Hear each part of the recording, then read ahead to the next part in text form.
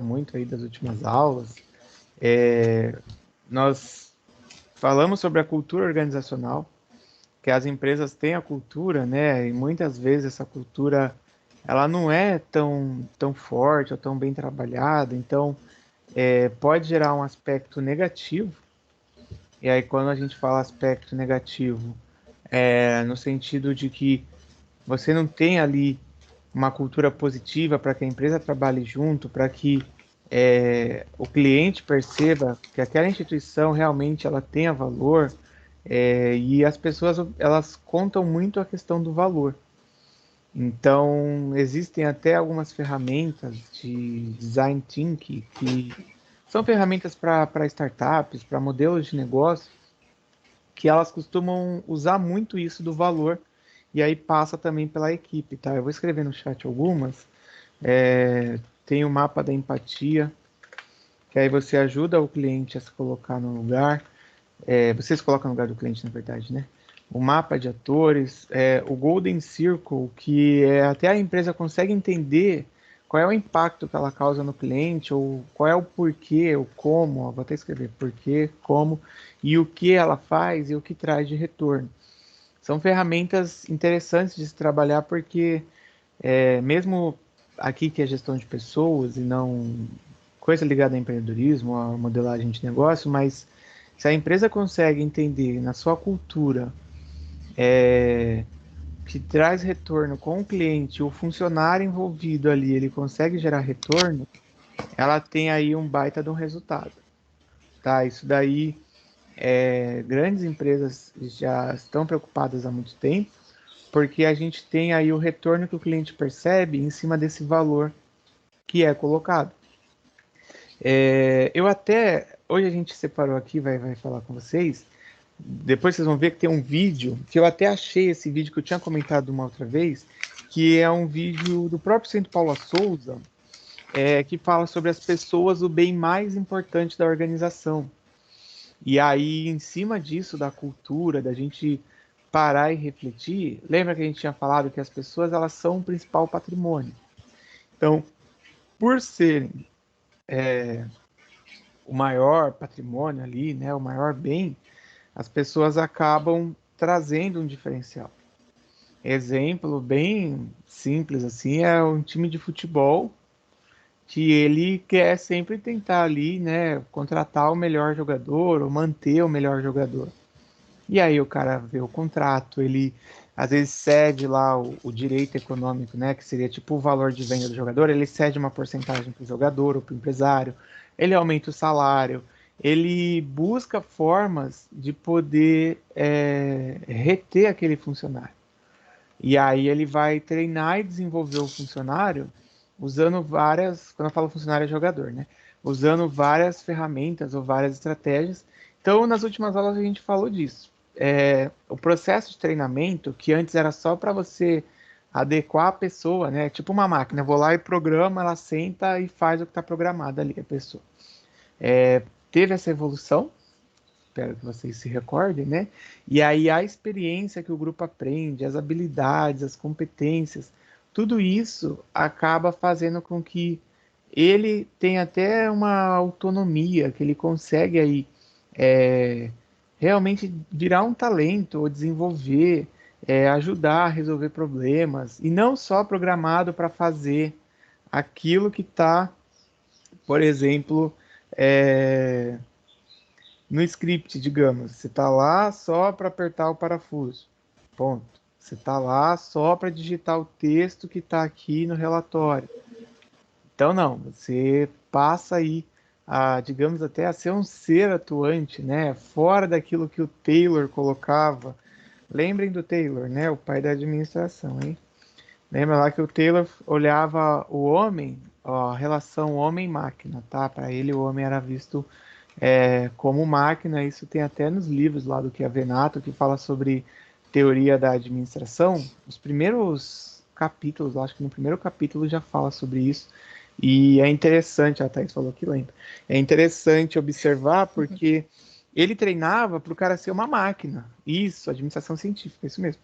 Ele treinava para o cara ser uma máquina, tá? Mas a gente já trabalhou aí na outra semana falando que o homem não é, né, não deve ser considerado como uma máquina, ou o treinamento está em desuso, né, você treinar para a pessoa virar uma máquina, tá?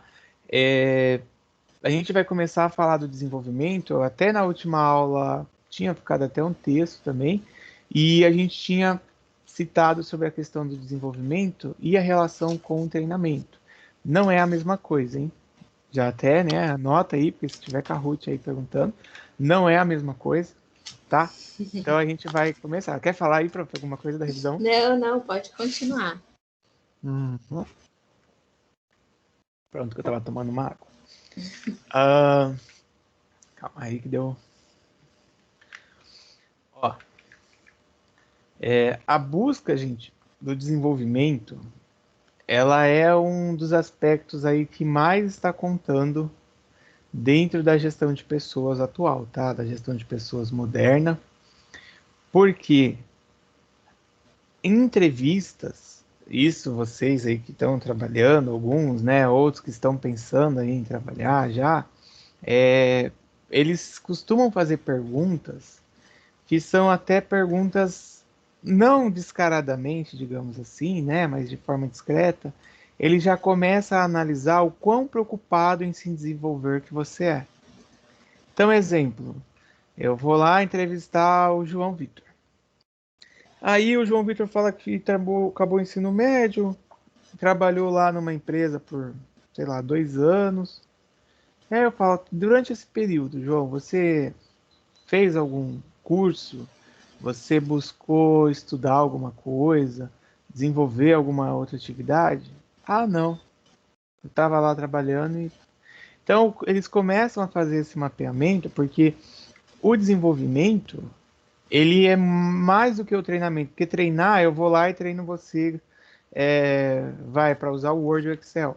Mas o desenvolvimento, você vai além de usar o Word e o Excel. Você consegue usar aí habilidades e competências que são agregadas no processo da empresa. Então, a gente tem, hoje, na administração, tá, ou na gestão de pessoas, isso como um fator que realmente o funcionário ele é parte da equipe e ele agrega aí.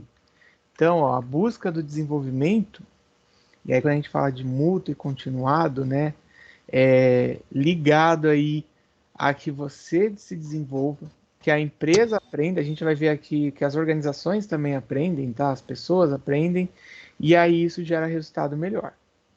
Por que que grandes laboratórios aí conseguiram de uma forma rápida conseguir fazer a vacina? Que eles têm essa parte do desenvolvimento de pessoas, essa parte de você ter o conhecimento compartilhado, as técnicas, ficar de olho, né? Não só de olho no que está no seu mercado, mas você ficar de olho no que está acontecendo em volta, de você mapear, monitorar, acompanhar o que está rolando. E às vezes é difícil de uma empresa conseguir fazer isso, ou de quem está lá trabalhando, porque nem todos têm um comprometimento de olhar, né? E o cara olha e fala assim: ah, se eu fizer a mais aqui, eu posso ajudar a empresa, e isso vai ser bom porque vai me ajudar a manter meu emprego. Nem todo mundo tem essa concepção, essa visão.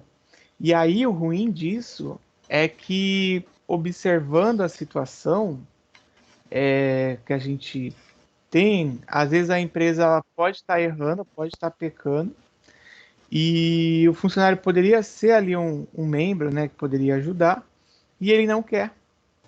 Por ele, tudo bem, ele não se importa, e aí a coisa, infelizmente, acaba fazendo com que a empresa ela passe aí por grandes problemas. Tudo bem? Eu vou colocar o vídeo, mas eu vou colocar o vídeo depois. Já deixei ele aberto aqui. Vou esperar a gente falar mais um pouco, E porque aí eu coloco. esse desenvolvimento também, eu acredito que ele motiva também, né, os colaboradores a serem assim mais criativos, a ter uma visão mais futurista, né? Assim, o Uber é um exemplo, né, bem legal de criatividade futurista, né, que o criador teve, né? Você vê que é um sucesso mundial, né, o Uber, né? E foi lá uma pessoa que teve uma ideia de criar o Uber por conta de que ele passava por vários transtornos com o veículo, que vivia quebrando, que vivia em conserto, né? Você vê que é uma visão bem futurista mesmo, né?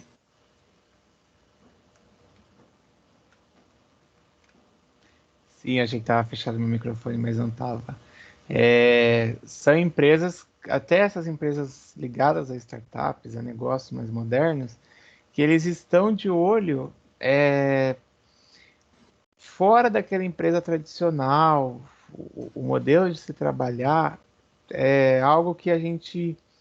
As próprias empresas, daqui a pouco vocês vão ver aqui que vai estar até no slide, elas não estão preparadas para trazer esse desenvolvimento. Ela está preparada ali para vender lá, se é uma loja, e manter isso igual, tipo, do começo ao fim do processo. Ela não está preocupada em desenvolver. E aí essa preocupação é o que a gente vai abordar, porque quando a empresa começa a se preocupar com esse desenvolvimento, ela começa a ver resultado, porque o pessoal se interessa, a equipe se importa. Tem algumas instituições, apesar de não tá aí no slide, tá aqui até essa parte do desenvolvimento e também de treinamento, acho que já falamos isso de uma outra vez, mas elas criam as universidades corporativas, que são espaços, centros ali de treinamento, de desenvolvimento, onde as pessoas de, vamos supor, pernambucanas, tem várias lojas em vários estados.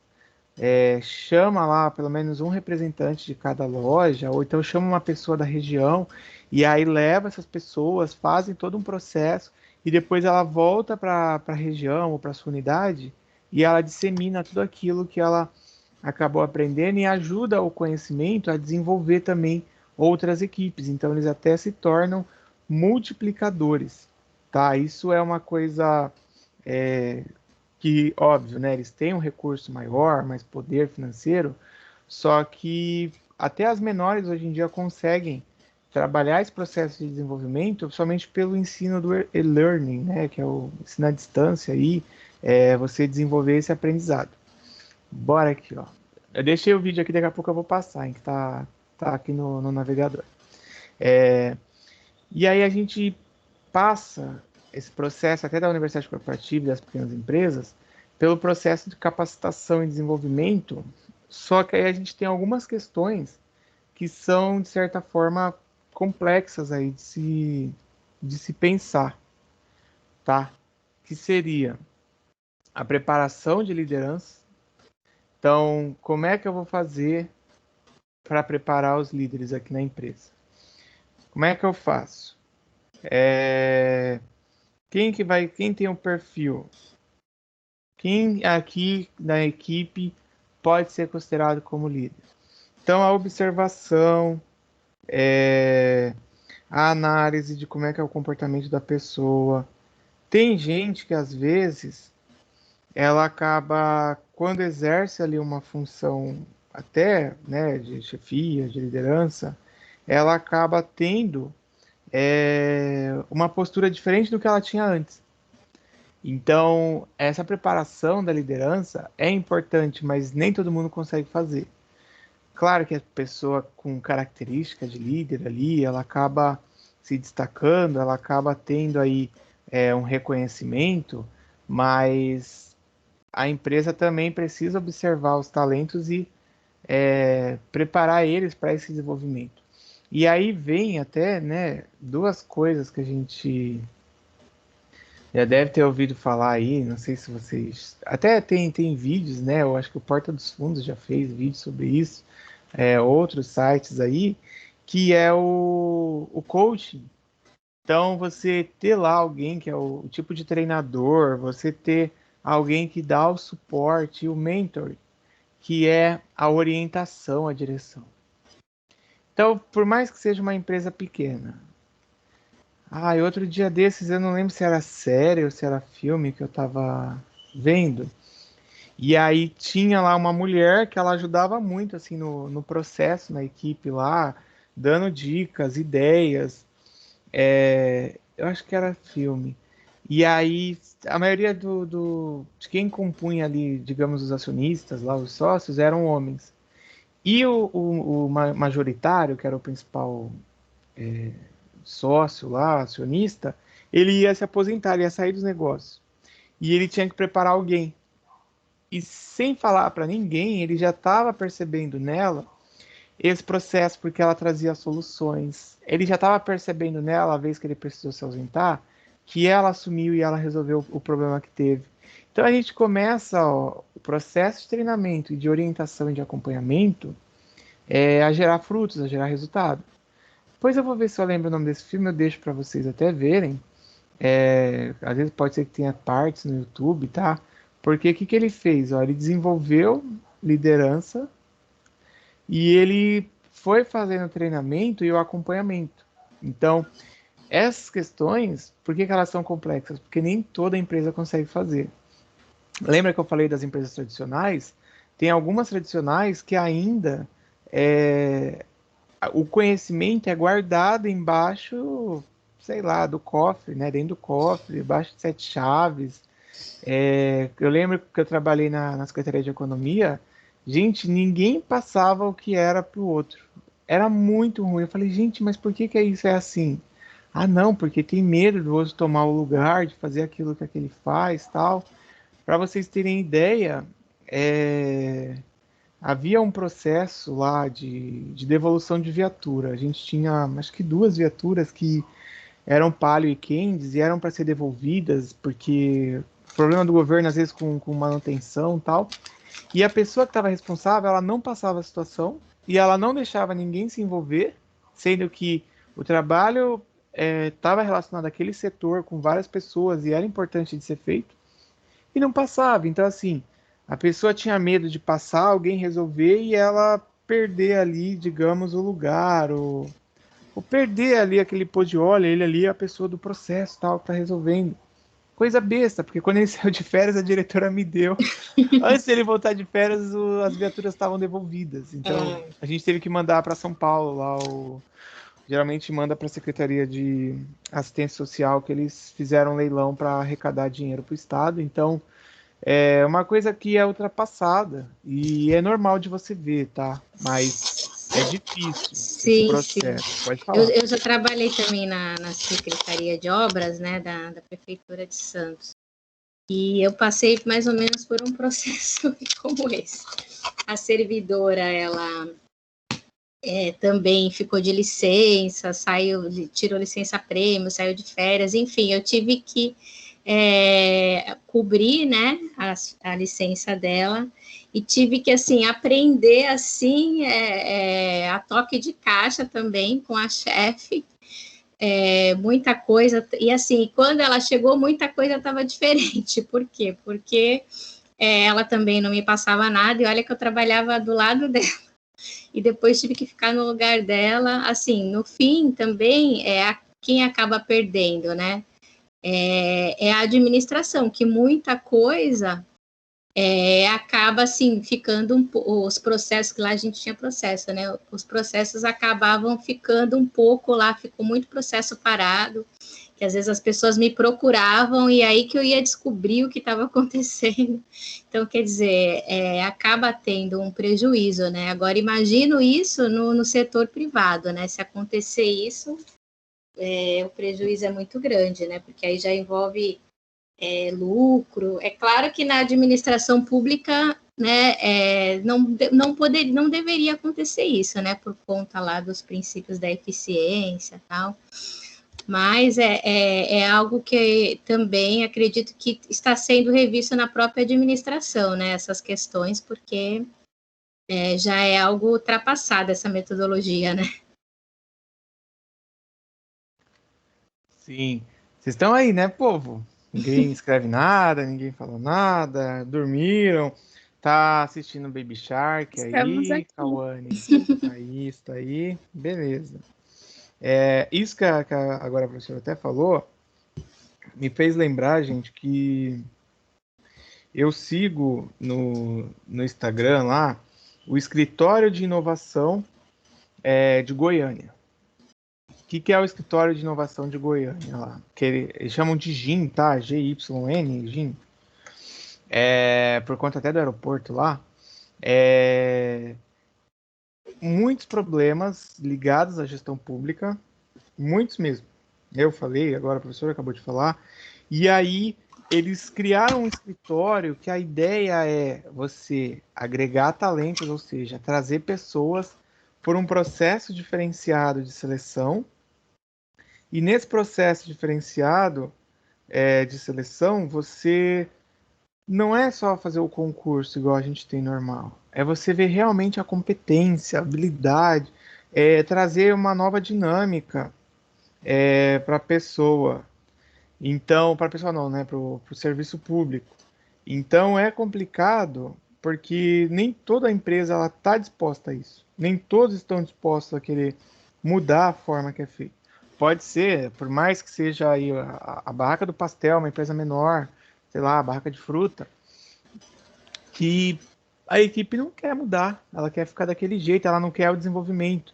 Então também cabe à empresa ela buscar formas, ela incentivar. Aquela empresa que da outra vez eu falei para vocês lá do treinamento, que eles têm várias unidades aqui na Baixada, tem 2 em Praia Grande e tal.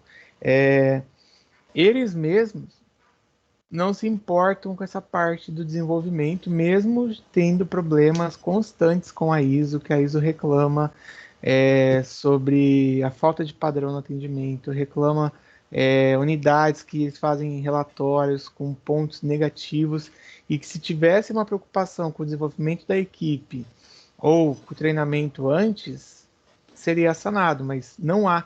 E aí entra até no ponto aqui que eu parei, que eu risquei, que a educação corporativa, ou seja, o aprendizado nas empresas, deve sempre ser contínuo. Tem uma professora, uma palestrante, consultora, ela é um amor de pessoa, ela é muito bacana. Eu não lembro se vocês chegaram a pegar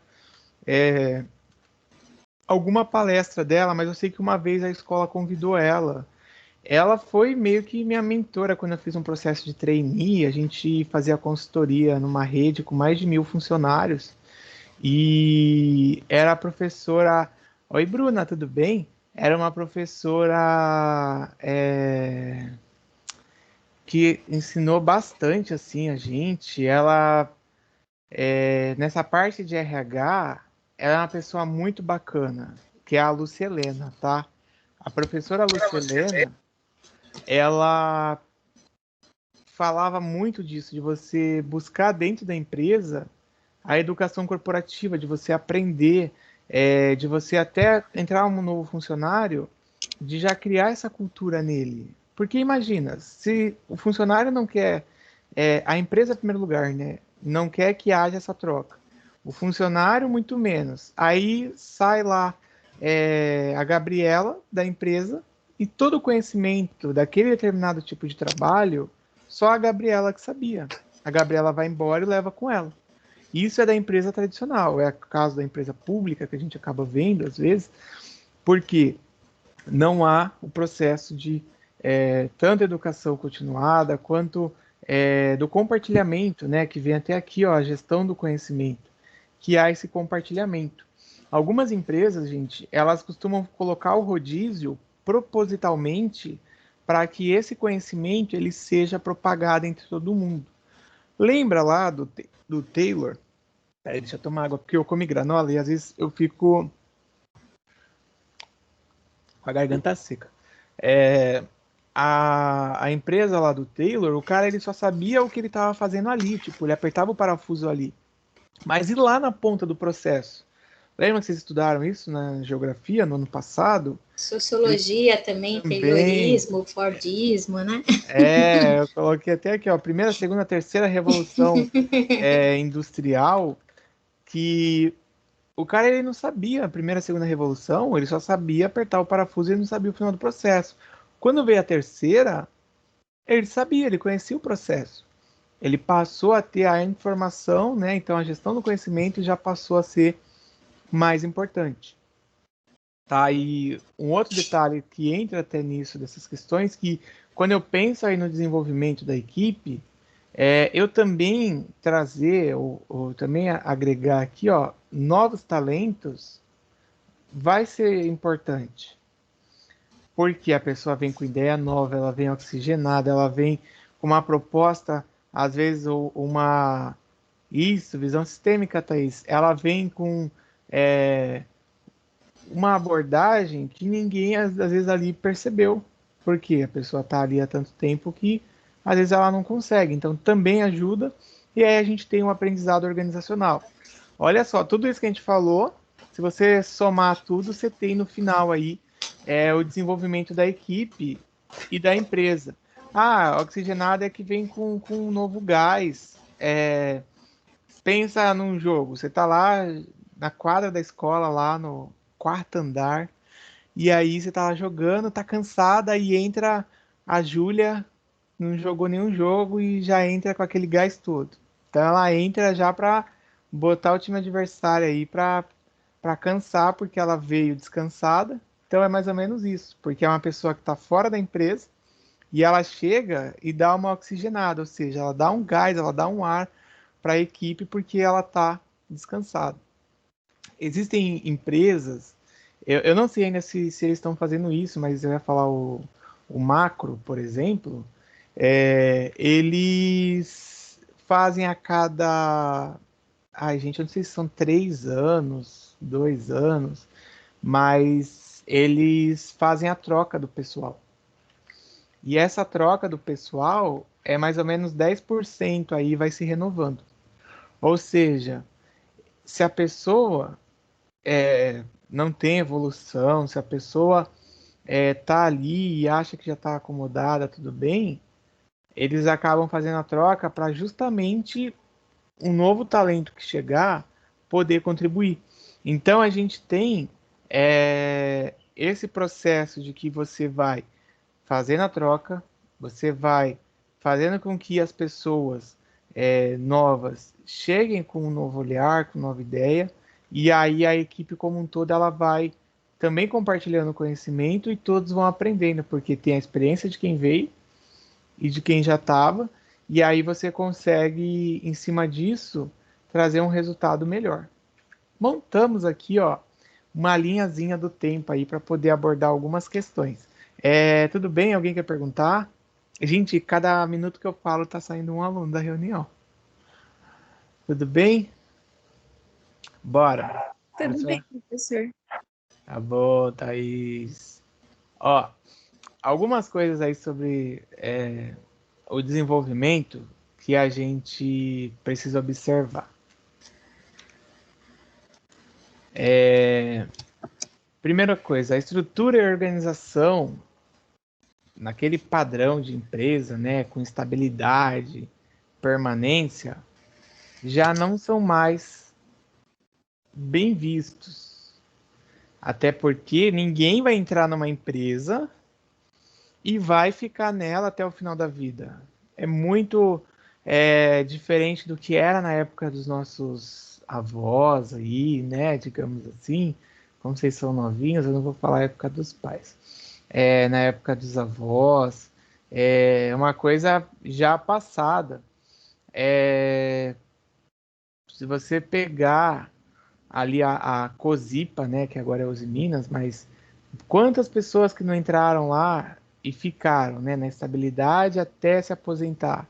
Outras foram forçadas a se aposentar. O avô da minha filha, ele foi obrigado a aposentar quando fizeram a privatização lá, que eles fizeram a venda. Então a gente tem uma mudança, porque aquele molde que era do século XX, né? A gente já falou da primeira, segunda, terceira revolução aí, mas que era da era da Revolução Industrial, ele já não é mais adotado. Não é só o cara ir lá e só saber o trabalho dele, não olhar a empresa como um todo, ou um processo como um todo, tá? Uma outra característica que também não é considerada é ligado aí à questão daquela ideia mecanística, né? Que você tem lá um centro de comando e aí você tem a hierarquia. Vou desenhar aqui com esse marcadorzinho, daqui a pouco eu apago. Lembra da hierarquia? Ó, a linha de comando, apesar de não ser reta ali, mas ela é de cima para baixo. Ou seja, quem está aqui acima é quem dá as ordens. Então, o comando ou o poder que eu ia falar, ele parte aqui de cima e ele vem até aqui. Quem está abaixo obedece, obedece, obedece, obedece. As pessoas obedecem e não seguem aí novas ideias, novas sugestões, ou não há uma interação, uma troca. Porque é o comando centralizado e aí há o controle, que era o que até Taylor falava naquele vídeo, vocês devem também ter assistido aí, isso aí entra várias matérias, né? História, geografia, sociologia, história do Chaplin, né? O Chaplin tá lá apertando, ele quer ir ao banheiro, ele tem que bater o cartão e aí o cara tá lá e manda ele voltar. Ele tá lá e tem o capataz em cima, o supervisor que tá em cima. E aí o cara tá lá botando pressão nele. Isso é um modelo que é igual ao do Fayol. Isso mesmo, Thaís. Não pode mais ser adotado assim. Isso acaba até atrapalhando algumas coisas que eram até críticas, né, desses modelos que eles usavam. Era que eles não consideravam a organização informal. Sabe o que é organização informal ou não?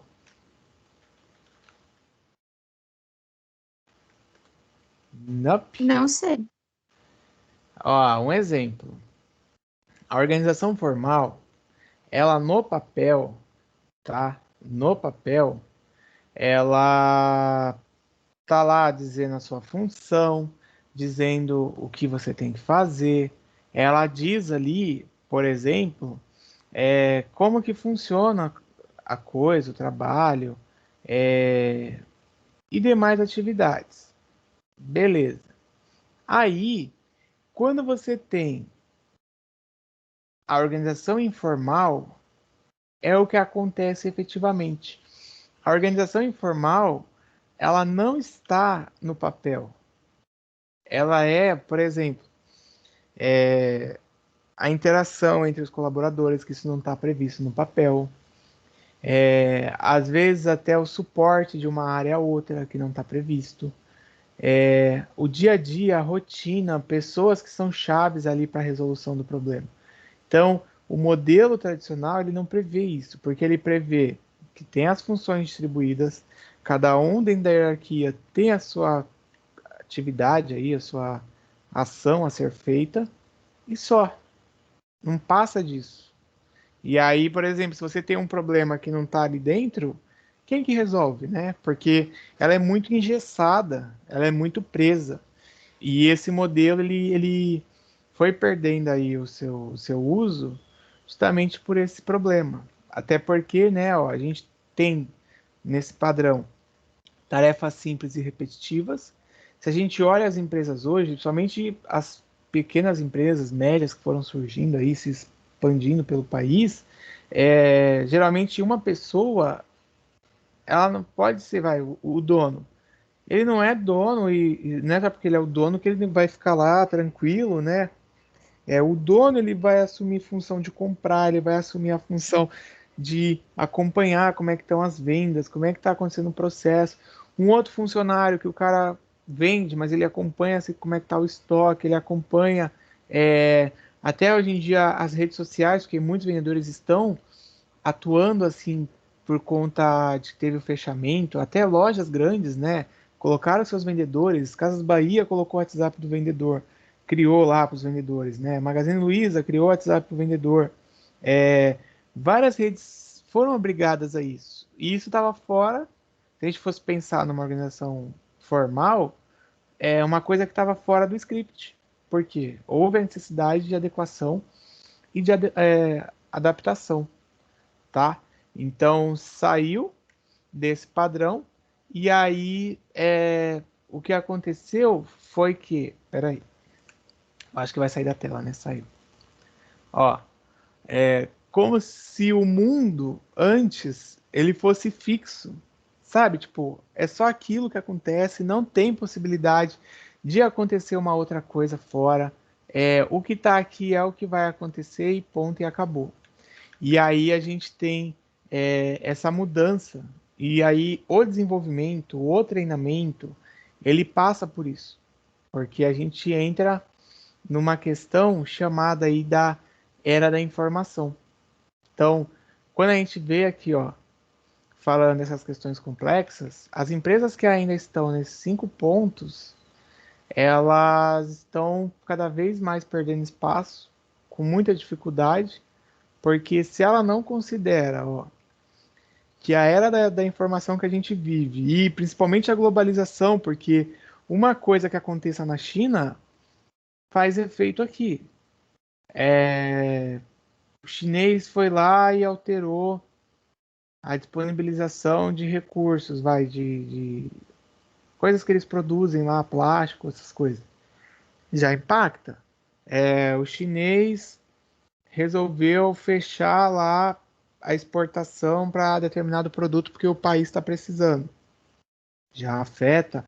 A Argentina fez isso, a Argentina, para priorizar e ajudar o seu país, o governo, ele, durante, não lembro agora, são 2, 3 meses, mas ele bloqueou as exportações de carne. Isso pode afetar aqui um restaurante, aquele restaurante da Fazendinha lá, que é do Mike lá. Pode afetar? Pode, porque o açougue, onde vai ter a carne lá que ele vai comprar, ou o distribuidor de carne, pode perceber que o preço aumente por ter uma menor oferta. Olha aqui uma coisinha que não está nem relacionada aqui ao nosso ambiente Praia Grande, está fora, mas acaba afetando, porque é uma coisa global, justamente por conta das características, né, ou dos benefícios e malefícios da globalização. Então, uma instabilidade aí que obrigue, né, com que a empresa tenha que se adequar, se ela está no modelo antigo, ela já não consegue. E se ela está atenta a mudanças que a gente tem, e ela percebe que o ambiente que ela está é instável e imprevisível, ela precisa pegar a sua equipe, desenvolver, preparar o pessoal para poder encarar os novos desafios. Então, no modelo tradicional já não funcionaria tão fácil. Agora, no que a gente vive hoje, eu consigo preparar minha equipe, eu consigo trazer aí uma ideia de que o concorrente ele pode do nada mudar a sua estratégia. O concorrente pode fechar suas lojas e colocar tudo online. Pode me impactar? Talvez. O concorrente pode pegar e alterar a forma de trabalho da sua equipe e colocar a equipe na rua. Já começo aí a ter uma preocupação que eu preciso ter uma reação. O ideal até, né, pensando em marketing, que vocês já tiveram marketing, é eu não ficar esperando o mercado agir para eu reagir, é eu ficar acompanhando e aí eu vou tomando as ações. Mas para isso eu preciso da equipe.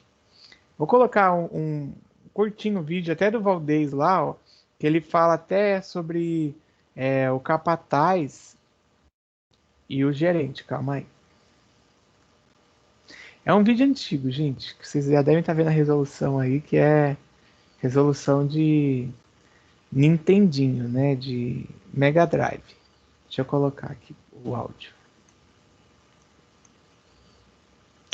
Sim. Transformação na economia toda. Então, a aula sobre o mercado de trabalho.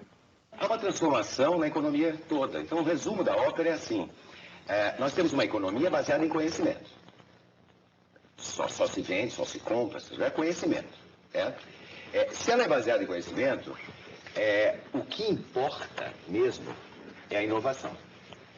O que importa para uma empresa, o único fator de competitividade que sobrou para as empresas chama-se inovação, capacidade de inovar. Inovação só vem de gente. Inovação não vem de máquina.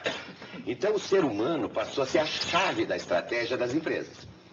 O empresário bacana sabe que a única coisa que presta na empresa dele são os funcionários dele. Que o resto não vale nada. Empresas com patrimônio do tamanho dessas companhias aéreas aí com problemas, certo? Não adianta ter o melhor equipamento do mundo. Certo? Não adianta isso. Se você não colocar o teu funcionário em primeiríssimo lugar. É a única coisa que vale. Tá certo? Se eu deixo de ser senhor de engenho, eu não preciso de capataz. Por que tem capataz? Porque o senhor de engenho detesta sujar as mãos. Então o que ele faz? Ele contrata um capataz. Nas nossas empresas ele dá o nome de gerente para esse cara. Aí você pergunta, o que você faz pro gerente? Nada. Certo? O que você faz aqui? Eu coordeno. Eu supervisiono. Nada. Ele não faz nada. Ele passa o dia como capataz. Ou seja, controlando os outros. Certo? Acabou o que eu pedi? Eu pedi outro. Cadê o relatório que o homem está pressionando? Sempre tem um homem pressionando o cara. Né? Ele fica no meio de campo. Está desempregado. Está desempregado. É um cara que não sabe fazer nada. Só controlar os outros. Daqui que eu assino, adoro assinar e tal. Agora, essa estrutura ainda vige, quer dizer, por quê? Se tem senhor de engenho e tem capataz, é porque tem uma terceira raça. Que é a maioria das pessoas que tem uma vocação para escravo. Aí é a questão do empreendedorismo. Eu não posso mais ir para o mercado de trabalho como um escravo. O que é o escravo? Detesta trabalhar. E é fácil de fazer o teste. É fácil fazer o teste para saber se é escravo ou não. Você pergunta para a pessoa assim, e se você ganhasse na Mega Sena? Aí o cara diz assim, se eu ganhasse na Mega Sena, eu não passava nem da porta daquela empresa. Odeia trabalhar. Bom, ele tem a síndrome do domingo de noite, aquela história toda. Ele confunde o salário completamente. Ele acha que ele ganha pouco e ponto final. Ele esquece que a regra do salário é igual no mundo inteiro, desde Adão e Eva. As pessoas recebem pela sua raridade e não pela sua importância. Os professores estão em alta e ganhando pouco. Por quê? Porque tem muito e o Popó ganhou em 12 minutos o quê? Certo? O que nenhum professor vai ganhar, mas Popó só tem um. E professor tem muito. E o erro definitivo do escravo é trabalhar mal porque ganha pouco. Por que você está trabalhando tão mal? Porque eu ganho pouco. O dinheiro que eles me pagam não é para fazer trabalho espetacular, não. E aí ele fica ali. Quem é que vai te achar? A minha orientação, cadê, Cano? Tá lá. Primeiro, se você ganha pouco, sabe o que você tem que fazer? Um trabalho espetacular. Porque aí alguém te acha.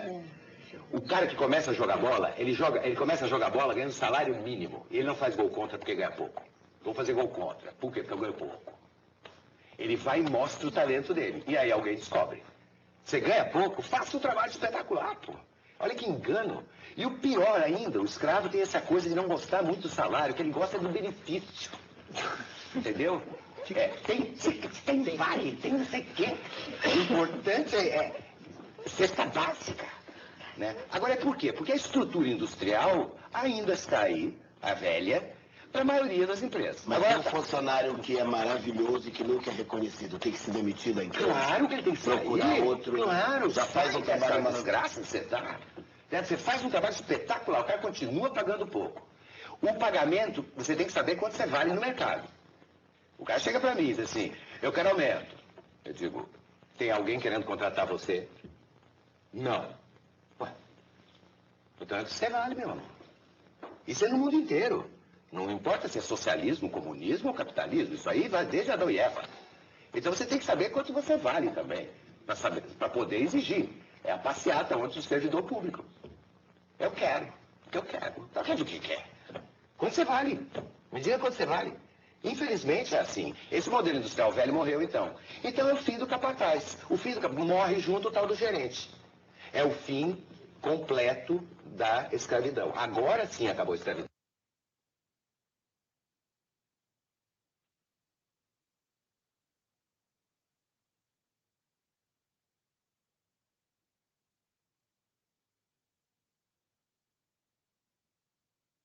Ô, povo, vocês já tinham visto esse vídeo? Eu tinha passado o outro dele da outra vez, né? Mas não esse. Ou não? Nope. Eu acho que não, professor.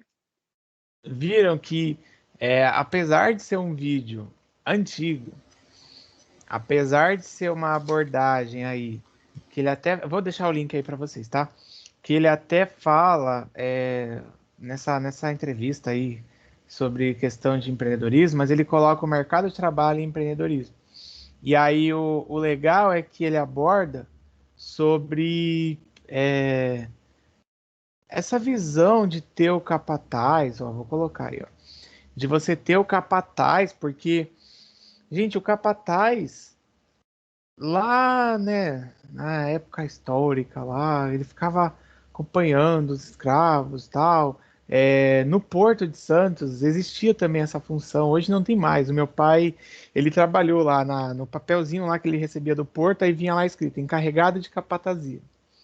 E era literalmente, você perguntava pro meu pai o que ele fazia, ele falava nada. Por que nada? Porque ele ficava ali no costado, tal, o costado, tipo, tem o navio, tem a área que ficam os caminhões para embarque, desembarque e tal, as máquinas, e só pode entrar na área do costado quem tem o cartão, acho que é o cartão vermelho ou preto, que é cada nível do porto, você pode ir avançando, você tem que ter um tipo de cartão. Tem gente que tem cartão que pode entrar até o navio, meu pai, o dele é até ali o costado. E ele não fazia nada, ele só acompanhava o pessoal que estava trabalhando, ficava de olho. É porque isso era um modelo que já vinha do Porto de muitos anos. E aí hoje em dia já não tem mais, tanto que ele aposentou e todo o pessoal que estava saiu. Mas a gente, nas empresas, encontra esse mesmo cenário. Uma pessoa que fica lá só para assinar, que fica lá para cobrar, que ela não realmente ali não tem uma função, uma atividade.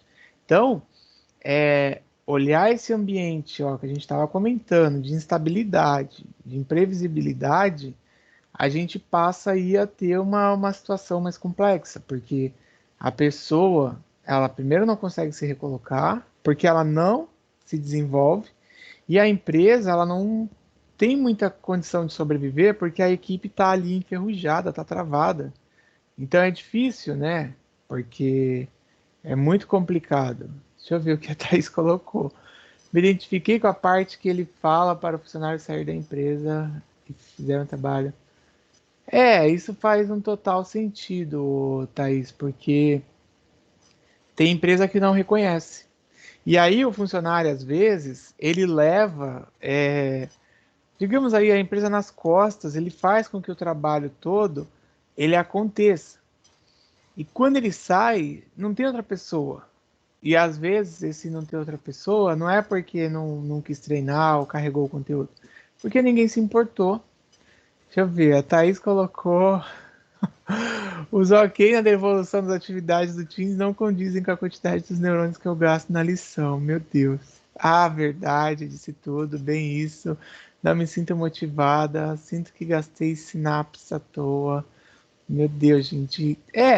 Entra até, de certa forma, nesse modelo, porque as organizações que aprendem, elas buscam trazer isso, né? De você dar o feedback, de você fazer a abertura, e aí quando não, fica complicado mesmo, até nesse ponto da gente pensar em desenvolver as competências, tá? Porque aí acaba ficando complicado. Prof. Márcia, quer falar?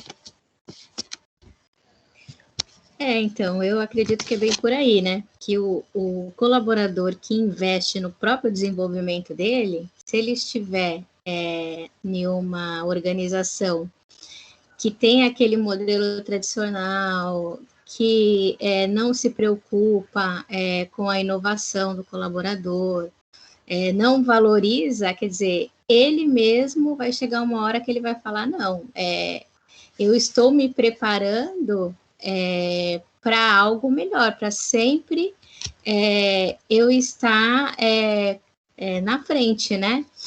Ser um colaborador, foi o que falou o vídeo, né? Ele mesmo vai se valorizar e ele vai saber o quanto que ele vale. E ele vai perceber que se aquela organização não valoriza ele, não preza pela inovação, porque hoje em dia, né, a gente sabe que essas empresas que, ainda mais na era da informação, foi o que você falou, terceira revolução industrial, né, a tecnologia da informação, né, que hoje nós estamos na era da tecnologia da informação, se essas empresas, né, ficarem naquele modelo tradicional, não procurar inovar, elas vão ficar para trás e vai chegar uma hora que vai fechar as portas, enfim. E aquele colaborador que não se aposentou, né, que é o caso do seu pai, ele vai ficar desempregado. Então, se um funcionário, vamos dizer assim, um colaborador que investe no próprio desenvolvimento dele, ele vai perceber que a tendência atual é cada vez inovar, é cada vez melhorar, né? Então, assim, ele não vai se sentir bem naquela organização que é uma organização tradicional, engessada, né? Ele mesmo vai se sentir mal, porque se ele está investindo nele para cada vez melhorar, para cada vez mais ascender, né? Ele vai procurar algo melhor para ele. Eu acredito que é isso, vai procurar as melhores organizações aí que estão sempre inovando, né? E se desenvolvendo. Pronto. Gente, uma dica até, né, pensando em questão de carreira, questão futura, não sei a faculdade que vocês pretendem, ou até mesmo o que vocês querem fazer depois da ETEC e tal, mas existem possibilidades, claro, a gente vê aí Santos como polo aqui da região metropolitana que nós vivemos, porém São Paulo aí é uma, né, não é tão distante, mas é uma área que vocês podem explorar para poder trabalhar e buscar a colocação, porque São Paulo tem muito mais mercado, muito mais campo, muito mais oportunidade, que às vezes você vai ralar, ralar, ralar e não vai ter o seu reconhecimento, não vai ter aí o seu retorno se você tivesse lá. Isso, até se vocês olharem em pesquisas, tá aí voltado para a parte de gestão de pessoas, assim, tudo isso que a gente está falando, né? Mas existem pesquisas salariais. Exemplo mesmo, a mãe da minha filha, que é arquiteta, aqui, a prefeitura paga 3 mil, 2 mil e pouco.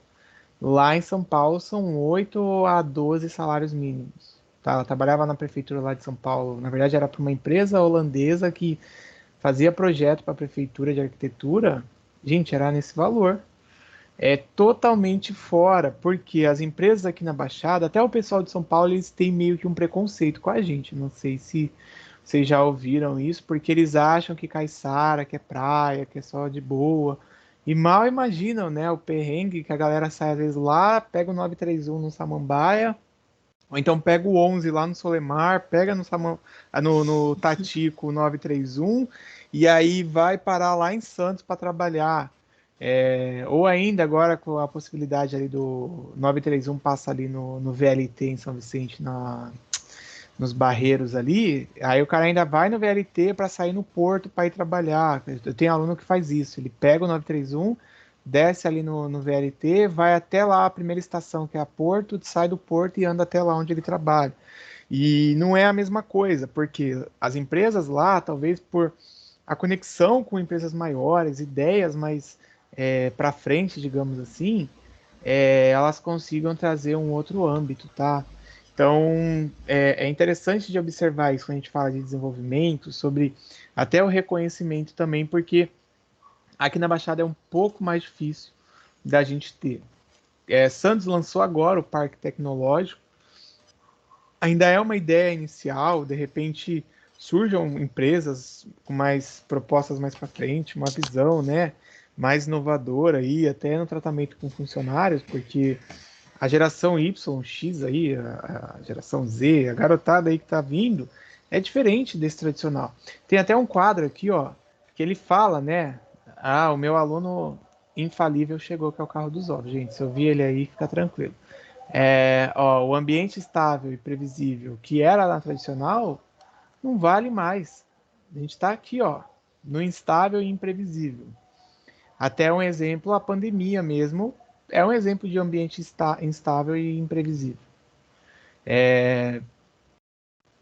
Na minha atuação, as universidades tiveram muito problema e eu fazia um marketing muito voltado de algumas coisas que eu faço da empresa, campanhas e ações de marketing para a área da educação. já não acontece, porque o ambiente da pandemia modificou. Às vezes chega um concorrente que já atrapalha.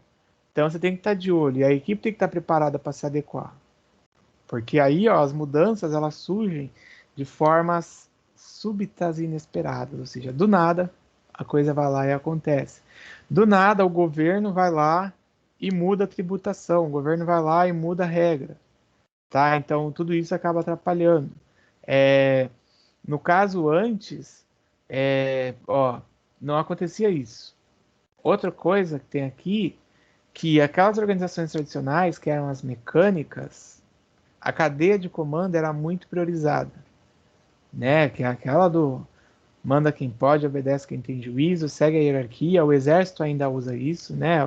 A hierarquia como meio de coordenação, mas as empresas que buscam desenvolvimento, elas têm uma... Deixa eu tomar água de novo. Uma despreocupação com a cadeia de comando, porque sabe que, ao invés de eu verticalizar, eu deixo horizontal, eu deixo todo mundo no mesmo caminho. Eu fui no escritório, eu vou escrever o nome aí, depois quem quiser procurar na internet, do Impact Hub. O Impact Hub fica lá em Pinheiros, lá em São Paulo, na Zona Oeste. Deixa eu pegar o site deles. Se vocês verem como que é lá, não há paredes que você limita, separa o pessoal. Tipo, o chefão tá ali dentro do espaço do chefão e os outros, né, digamos, os capatazes aí, a galera assim, tá lá no espaço que é do povão, separado do cara. Não tá, todo mundo vê todo mundo. É uma coisa que, pensando lá na empresa tradicional, não existia isso. Hoje em dia não, a galera se comunica, o trabalho de um acaba conectando com o outro e você acaba trocando experiência, trocando ideias, você acaba vendo que as organizações orgânicas, aí lembra daquilo que eu falei, das formais e das informais, elas entram muito em você não ter uma coisa mais rígida. Por quê? Você precisa da equipe interagindo, você não precisa fixar todo mundo num padrão só, até porque as pessoas, né, agora eu falei, geração X, Y, Z aí, estão em uma outra realidade, então não precisa ter lá um cargo definido. Você tem um resultado que precisa ser feito. E aí, através da comunicação, né, você consegue trazer isso. E antigamente não acontecia. Havia comunicado, tal, você tinha a descrição de cargo, já era. Você segue lá o que está lá, segue qual é a sua obrigação e acabou. Tá, mas na organização orgânica, não. Você tem lá o trabalho informal. Ó, o Impact Hub aí, eu coloquei uma foto aqui para vocês verem. Lá é muito bacana. Eles até tinham proposto para levar os alunos, mas não rolou por conta... Isso foi em 2019 que eu estava lá, e aí em 2020 veio a pandemia, então não rolou de ir, mas eles desenvolvem várias ações ainda. E aí você tem gente de tudo quanto é lugar, desenvolvendo projetos. Tem um cara, às vezes, que é design, do lado dele tem uma pessoa que está abrindo uma empresa de consultoria, que precisa do suporte de um design, e aí eles vão interagindo e você tem aí um resultado que talvez a empresa tradicional não consegue visualizar. Tá? Mas tudo isso depende do desenvolvimento e depende, ó, da gestão do conhecimento, que antes não era prisado. Ou seja, o pensar, né? Nem pensar o pensar, gente. Literalmente era isso, porque o homem era máquina, para que o homem ia pensar? Para que o homem ia raciocinar? Decidir, então, para que se tem a cadeia de comando? Decidido quem está lá no topo. Apesar do cara não estar vivenciando ali a base, mas ele decidia. Tá? Então, né? E o conhecimento também nos leva aí ao fazer. Então, a gente pensar nas organizações mais modernas, o pensar, raciocinar, decidir e o fazer, eles estão atrelados porque a gente quebra aquela hierarquia fechada, Hoje em dia, mais a gente vê isso no exército, alguns órgãos públicos também, mas de fora, assim, eu não consigo me lembrar. Claro que podem ter empresas, né, que ainda estão nesse cenário, ainda estão nesse modelo. Deixa eu ver o que foi que ela colocou. Ah, Thaís, então, a Thaís está perguntando, gente, como que uma empresa lida com os impactos negativos que o trabalho em frente ao computador causam ao colaborador? Nesse ponto, existe, isso eu estou falando com empresas aí com um porte um pouco melhor, tá? Existe aí a área que ela se preocupa com a segurança e saúde do trabalho. E aí, a segurança e saúde do trabalho, ela vai se preocupar com pontos. Ó, eu vou escrever aí, que eu tenho até um TCC. É que eu saí do TCC. Quando eu entrei nessa aula com vocês, eu saí da aula do TCC que eu tava da noite.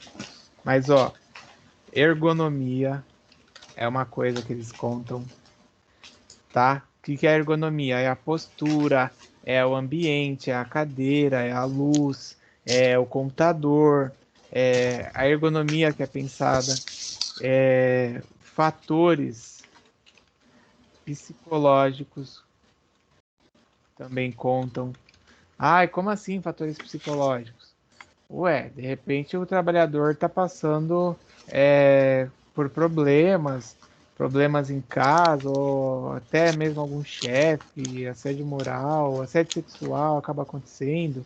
E aí tem a CBF mesmo, né? Saiu aí um caso, acho que umas 2 semanas que eu estava vendo o jornal e aí saiu. Isso acaba afetando. Então, o setor de saúde e segurança do trabalho, junto com a equipe do RH, eles vão acompanhando. E no caso do computador, eles vão monitorar isso na ergonomia, os impactos ali do trabalho, para poder você minimizar, tá? Porque acaba tendo. Então, tem empresa, não aqui, tá? Em São Paulo, lá que eu já fui, no Senac, por exemplo. Lá no escritório deles é um prédio gigante lá em São Paulo.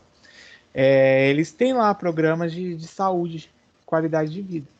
Então, o funcionário faz a pausa para ele poder se alongar, tomar água, tem o café, tem o espaço lá de interação. Tem empresas que aí o funcionário está muito tempo no computador, tem a pausa programada.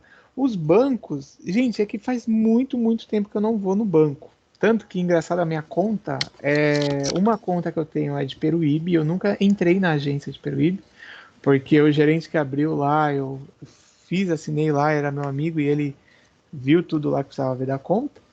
E uma outra de Praia Grande, mas tem muito, muito, muito tempo mesmo, assim, que eu não entro no banco. E eles tinham uma lei que a cada 50 minutos o trabalhador do banco parava 10 para descansar. Era uma forma de você minimizar o impacto, aquela tensão. A pessoa tá ali no computador, tá ali no caixa, tá ali digitando, gerar LER, sabe? Lesão por esforços repetitivos, e outras coisas que acabam vindo. Eu não sei se continua, né? Até porque, né, os bancos tomaram muita multa de prefeituras por demora, filas e coisas do tipo, tá? Mas nesse ponto é isso. E voltando aqui, ó, na gestão do conhecimento, o Peter Drucker, lembra dele? Já estudaram ele? Acho que sim, né?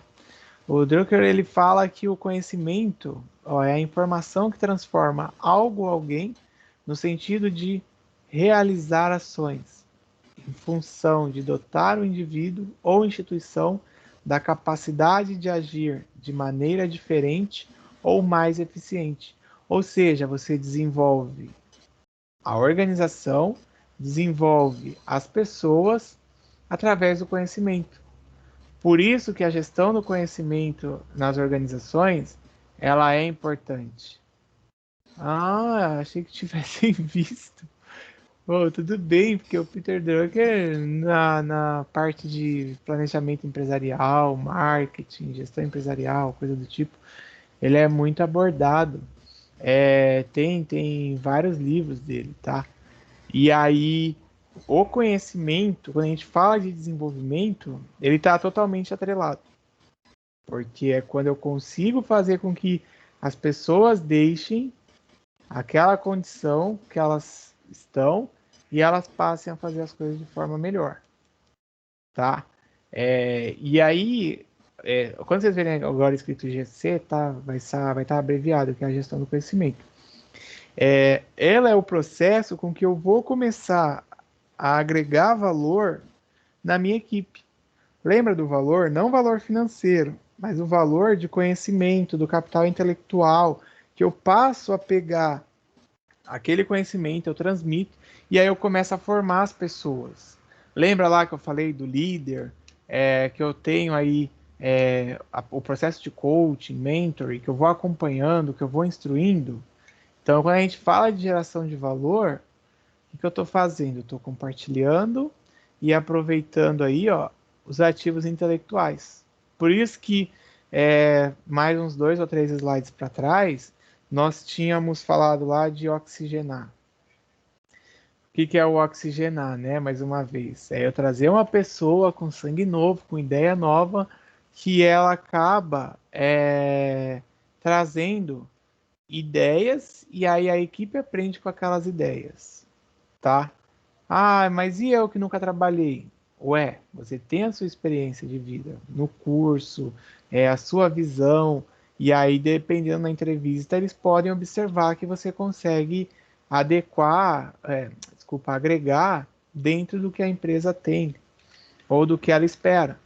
Então, também há espaço, tá? Antes que vocês falem, e agora eu que nunca trabalhei. Não, calma, dá. Depende muito até de como que você consegue transmitir isso. Mas, ó, essa troca entre colaborador, gerente e dirigente faz com que ocorram resultados. Se a gente para pensar no que acontece, por exemplo, nas empresas de tecnologia, é isso. Eles pegam o conhecimento, tem lá um cara que é um programador muito bom, ele vem, aí junta com outro cara que é bom numa outra coisa, no design ou coisa do tipo, e eles conseguem gerar, às vezes, um produto ali, um software, uma plataforma que gera em valor financeiro algo muito grande. Por quê? Eles juntaram o conhecimento, algo que eles já vinham trabalhando, já havia esse desenvolvimento, e o resultado final é você conseguir agregar valor financeiro para a empresa também. Beleza? Alguém quer perguntar? Tá tranquilo, Tá professor. acabando já. Tudo bem. Pulando. Ops, foi? Não. Aqui eu já falei, mas só para reforçar, a gestão do conhecimento aí, ela passa, ó, além de você compartilhar, de você também criar conhecimento dentro da sua empresa. Vocês querem ver um exemplo? Agora na pandemia, quantas empresas que não aprenderam a atuar de forma online? E aí foi às vezes de forma empírica, né? Quando fala aí de forma empírica, através de teste, aprender com o que foi acontecendo, com o que foi errando, e aí foi agregando e todo mundo foi aprendendo. A necessidade acaba moldando, né? Então, ela está voltada também aos fluxos de informações. Lembra que agora a informação ela corre na horizontal, ela não corre mais vertical. Ó, horizontal. Ela acaba correndo entre todos. Coloquei aí um monte de risquinho do lado do outro para vocês lembrarem que ela corre um do lado do outro, tá? E aí eu consigo também, ou eu devo buscar fazer o incentivo da troca espontânea entre as pessoas. E aí, sabe, quando o professor pega vocês e coloca para vocês trabalharem em grupo, mas você não quer, que você quer trabalhar só com aquele seu grupo, tal. Quando você começa a chegar numa empresa que você não pode escolher, né? Você acaba trocando experiência, você acaba aprendendo com o outro. Aqui na escola é a mesma coisa. A gente vai aprendendo com o outro, e aí nessa que aprende, você fortalece a equipe. Então, você começa a gerar aí um resultado melhor. E entra até, ó, um ponto aqui, nesse bonequinho, né, ó, diferente do que acontecia antes, que a gente já falou, né, que é o conhecimento, a gestão do conhecimento, aqui é o Knowledge. Antes eles guardavam conteúdo para poder dizer que ele era o poderoso, né? Havia confidencialidade. Mas agora a ideia, a proposta é que você aproveite o conhecimento da pessoa, que você faça a disseminação para que todos também possam aprender, que a equipe aplique, que é o exemplo que eu falei lá do cara que é programador, com o cara que é design.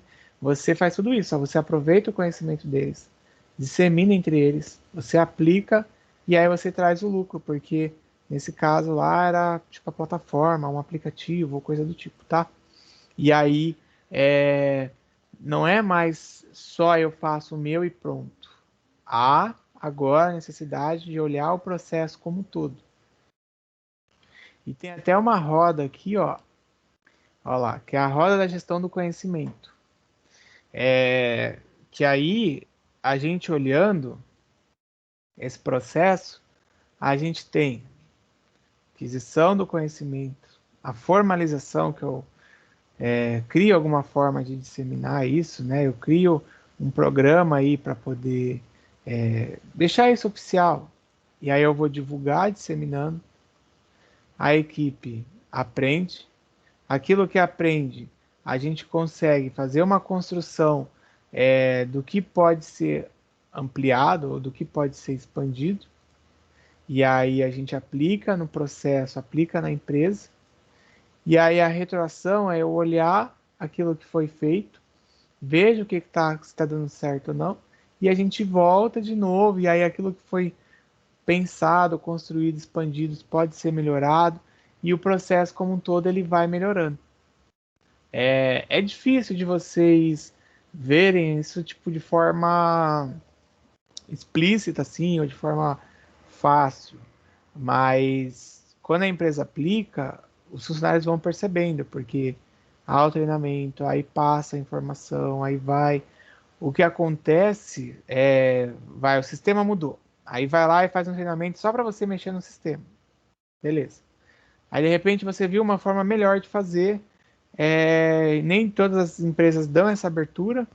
As que dão esse conhecimento, essa nova forma de fazer, ó, que entra aqui, ela passa a entrar aqui o conteúdo como aquisição, aí passa para formalização. Então a gente vai construindo aí esse desenvolvimento não só da equipe, mas como também da empresa e as suas estratégias. E os tipos de conhecimento que existem, não é só a gente pensar em conhecimento técnico, conhecimento tipo conceitual. Existem dois tipos que são o tácito e o explícito. Ó. Aqui já dizia, né, o Nonaka e Takeuchi. Ó, existem dois conhecimentos. Ah, tá escrito ali. A gente tem o tácito e o explícito. Eu vou explicar eles para que vocês possam perceber a diferença. E aí depois eu vou fazer uma pergunta para ver se vocês realmente entenderam, hein? O tácito, gente, ele é um tipo de conhecimento mais difícil de explicar, de comunicar, ou até de eu ensinar outras pessoas, tá? Por quê? Ele é a forma com que a pessoa ela vai aplicar ou ela vai entender naquela realidade o que vai ser feito. Então, o conhecimento tácito, ele é algo mais difícil da empresa poder aí pegar e registrar. Calma que eu vou fazer a pergunta para ver se vocês... já o explícito, ele é aquele tipo de conhecimento que ele está registrado, ele está no papel, ele é descritível, porque ele está no papel, ele está ali em práticas e treinamento, ele está registrado, e aí as pessoas conseguem de uma forma melhor conseguir absorver, tá? Toda a documentação, modelo de negócio, projeto, procedimento que a empresa tem, os métodos, são exemplos aí de conhecimento explícito. Então, ele é aquele que permite que você comunique ou que você transmita aí o conhecimento. Tudo bem dos dois? Posso fazer a pergunta? Pode. Deixa eu colar Não aqui. sei se eu tô preparada, mas pode fazer a pergunta. Tá. Calma aí, só um minuto. Pensa assim. Pensem assim. Imagina que a avó da... Deixa eu ver aí, quem tem avó aí? Thaís, Cauane? Júlia? Eu tenho. Júlia Novak. Suponhamos que a avó da Júlia, né, criou aí filho, neto e tal. Ela tenha lá uma receita muito boa de, sei lá, um tipo de bolo diferente, um trudel, pronto. Pode ser que tenha gente que nem sabe o que é trudel, mas um trudel. E aí ela tá lá e o pessoal, todo mundo fala, nossa, mas eu queria fazer aquela receita, eu queria fazer para poder comer em casa, comer, sei lá, se acontecesse alguma coisa, né, com ela mais à frente e da gente manter essa receita e tal. Esse tipo de conhecimento, pronto, para italiano. Esse tipo de conhecimento, ele é um conhecimento tácito ou explícito que ela tem? Tácito. Por quê? Quem falou? Porque, tipo, não tá registrado ainda. Tipo, é um conhecimento Isso. da avó dela, que tá na cabeça dela, e, tipo, as outras pessoas querem adquirir, mas não tem como, porque não tá escrito. Muito bem, dona Thaís. Quando a gente tem um conhecimento que ele não é registrado, ele é Passei uma considerado. colinha ali para eles, professor, desculpa. Eu vi. Te interromper aqui. Quando ele não está registrado, ele é o tácito. Agora, a partir do momento, vamos supor que a Júlia resolva registrar as receitas da avó. E aí ela começa a observar, a perguntar, porque às vezes o conhecimento, a pessoa ela tem, digamos, na cabeça, né, aquilo, ela tem aquilo ali, ela olha, ela já sabe só de olhar a quantidade e tal, mas ela nunca parou para registrar. E aí, outras pessoas que querem saber isso é o olhômetro, outras pessoas que querem saber, elas dificilmente vão conseguir replicar, porque não tem registro. Então, a partir do momento que eu começo a registrar, eu transformo esse conhecimento em explícito. Então, caso aí, o conhecimento que estava ali, ele é mais subjetivo porque é internamente com a pessoa. A partir do momento que eu começo a usar a estratégia para poder registrar, mapear, eu transformo o conhecimento tácito em explícito, e aí, dentro de uma empresa, isso pode ser adotado. Isso, Bruna, isso pode ser adotado como exemplo. Uma pessoa que tenha lá um método um vendedor, que fecha lá muitos contratos, muitas vendas durante o mês, a abordagem, é uma coisa dele. De repente a empresa não pode pegar o vendedor e sentar com ele e falar, olha, a gente precisa melhorar toda a equipe. Vamos fazer aí uma abordagem e a gente vai precisar melhorar ou melhorar não, aplicar essa sua técnica com os outros. E aí, começam a fazer entrevistas, a levantar informações, a registrar. Então, aquele conhecimento, aquele aprendizado que era dele, que era tácito, passa a ser explícito e a equipe será treinada e adequada para desenvolver essa habilidade, essa competência que esse determinado vendedor tem.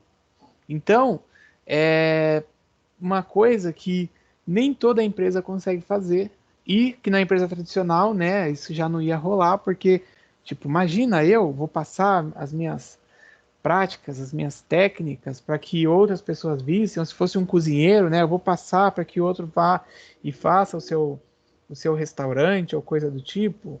Então, empresas mais modernas, isso é mais comum.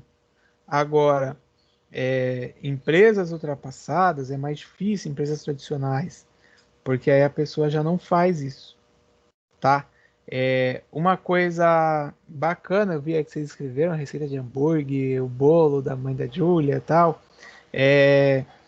que às vezes tem gente que é tão bem naquilo que ela faz, ela é tão boa, que aí ela acaba saindo da empresa, ela sai, e outra pessoa não, ela sai e ela começa a sozinha ali a explicar aquele método, a desenvolver, a fazer consultoria com empresas. Por quê? É uma forma de desenvolver mais pessoas, de gerar a sua própria renda, e aí vira, digamos, aí um empreendedorismo em cima do conhecimento que às vezes as pessoas têm dificuldade aí em conseguir.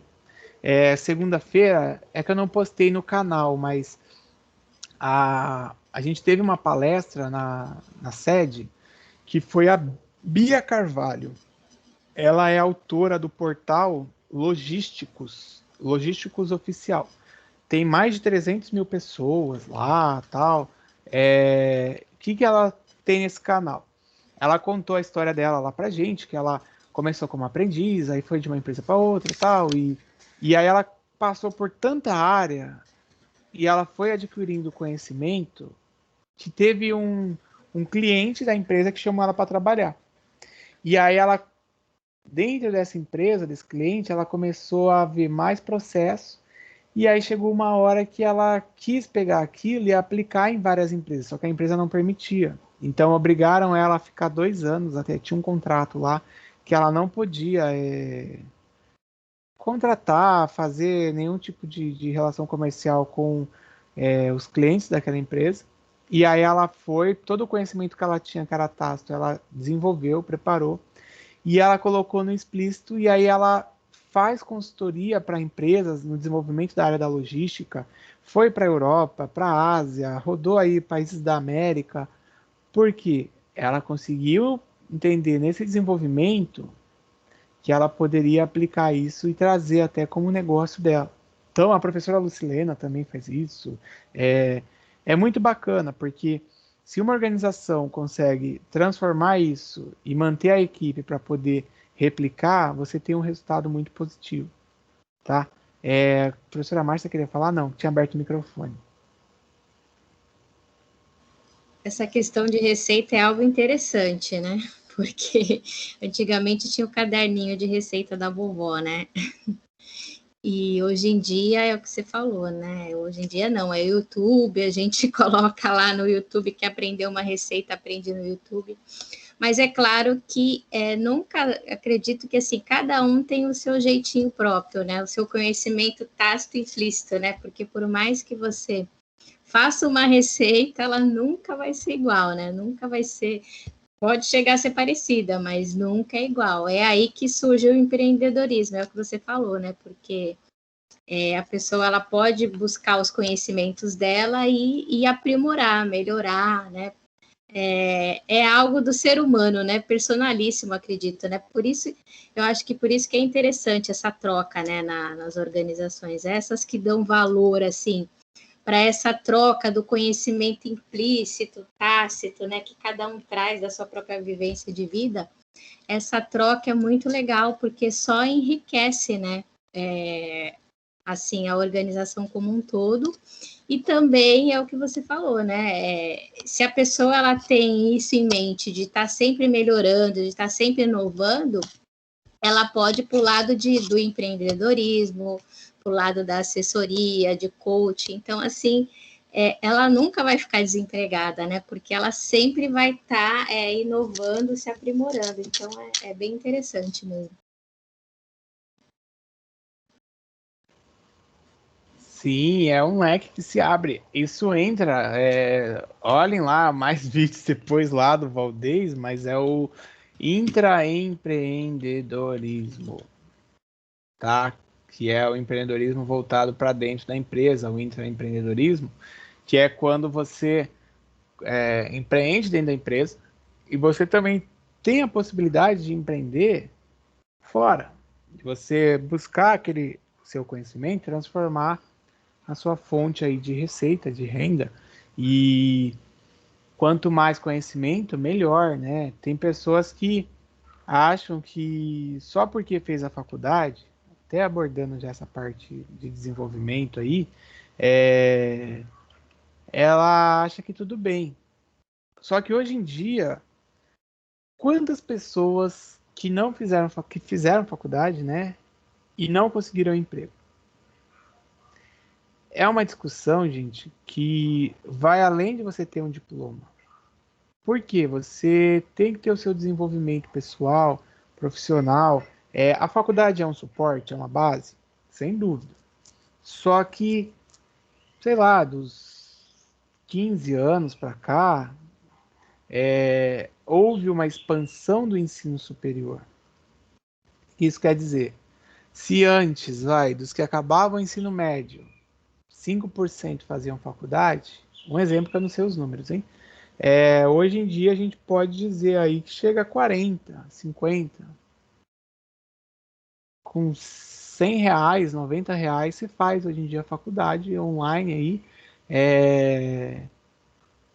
Vários cursos, várias áreas. Aí você acha que o mercado está apto a absorver tudo isso de pessoas com faculdade?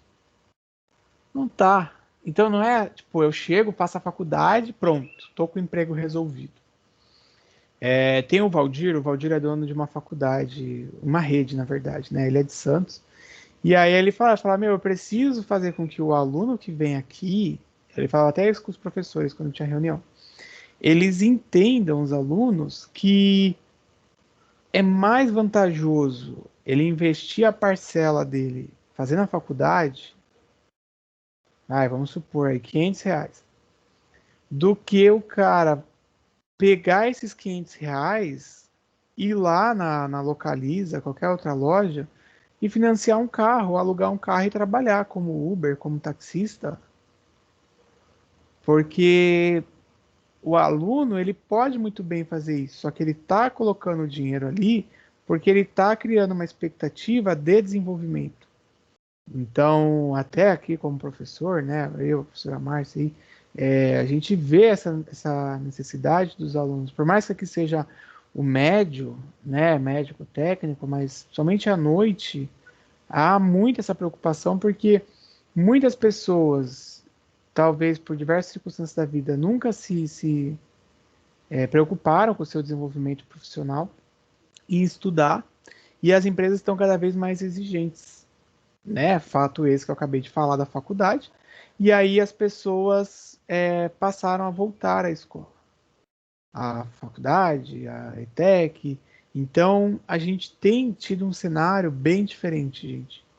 E o problema de tudo que eu vejo é que a pessoa acha que fez pronto e acabou.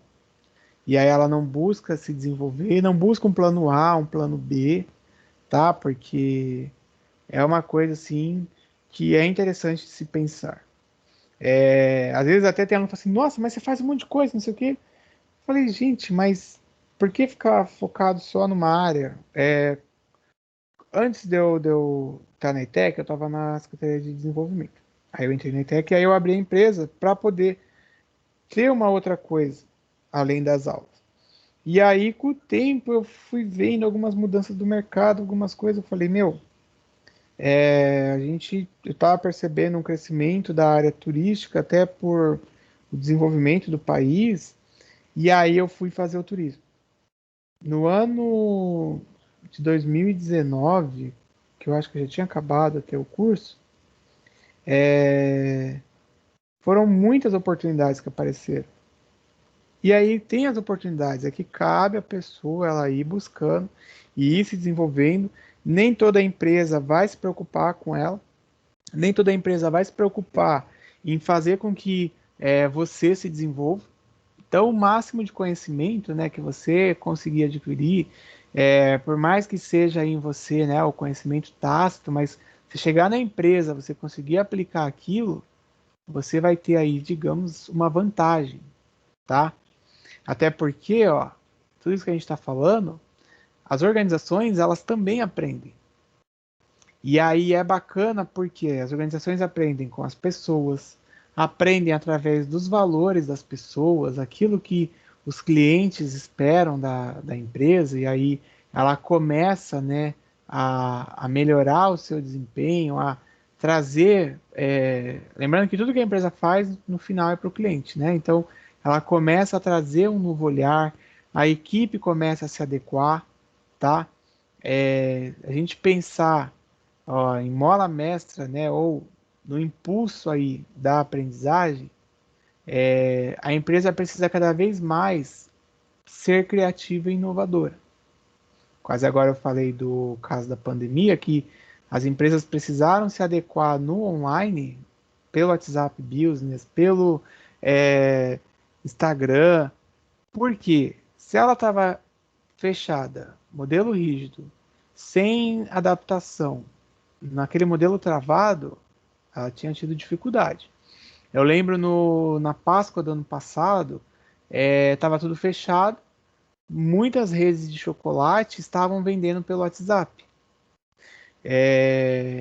Acho que foi a Copenhagen. A Copenhagen e a Brasil Cacau lá em Santos são os mesmos donos. E eles estavam vendendo pelo WhatsApp. Você ia lá em cima do Miramar Shopping, tem um prédio comercial e um hotel. E você ia lá e retirava. Ou seja, os caras eles adequaram a inovação naquilo que era o modelo de vender chocolate, foram criativos porque a equipe se adaptou e criou lá como se fosse um mini centro de distribuição para poder não parar. Então a equipe aprendeu aquilo, a equipe e a empresa aprendeu esse processo, tanto que algumas redes já estão com lojas online. A Cacau Show tem lojas online. Não sei se sabiam, eu vou colocar o nome aqui, ó. Cacau Lovers. Eles vendem chocolate muito mais barato do que você compraria na loja. Lá em Campos do Jordão, eles têm até um outlet, a Cacau Show, mas como é longe, você consegue comprar pelo site também com o mesmo valor. E tem coisas que é muito, muito mais em conta do que a loja mesmo, gente.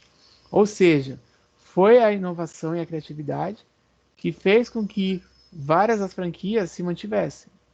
Se a gente olha também, muitas fecharam, e aí essa dificuldade de você aplicar o conhecimento, de você aplicar uma inovação que pode gerar aí ponto negativo, tá? Então, ó, as organizações, os gerentes, toda a equipe aí precisam se adequar para poder, ó, sobreviver no mercado e aí também prosperar, porque não é só, né, tipo, toda vez a gente vai passar raspando o mês, vai fechar o mês raspando, não. Vamos também trazer aí uma prosperidade para a empresa. É difícil às vezes? Mas a empresa precisa se adequar, tá? E aí até os resultados que a empresa tem também acaba trazendo. Tem um vendedor lá na loja, que é a do meu irmão, né? Ele, na verdade, entrou, ele não era vendedor, ele vinha do setor de instalação, coisas de eletrônica, e ele começou lá trabalhando no estoque, porque ele tinha um conhecimento em alguns materiais, tal.